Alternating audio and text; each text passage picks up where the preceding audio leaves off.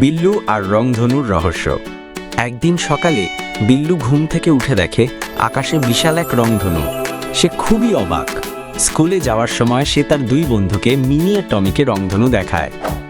Mini বলে রংধনু নিশ্চয়ই কোথাও লুকিয়ে থাকা এক জাদুকরী গুপ্তধনের পথ দেখাচ্ছে। টমি বলে চলো স্কুল শেষে রংধনুর শেষ প্রান্তে যাই। স্কুল শেষ হতেই তিনজন মিলে রংধনুর দিক ধরে হেঁটে চলে। তারা পেরিয়ে যায় বনের পথ, পুকুরের ধারে বসে বিশ্রাম নেয় আর ফুলের বাগানে খেলে। শেষমেশ তারা এসে পৌঁছায় এক ছোট্ট পাহাড়ের পাদদেশে, যেখানে এক বুড়ো কাঠবিড়ালি বসেছিল। কাঠবিড়ালি হেসে বলে তোমরা কি রংধনুর গুপ্তধন খুঁজতে এসেছো? আসল গুপ্তধন তো তোমাদের বন্ধুত্ব আর এই সুন্দর স্মৃতিগুলো। তিনজন হেসে ওঠে।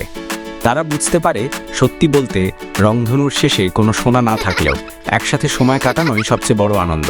তারা বাড়ি ফিরে যায়, মন ভরে যায় সুখে।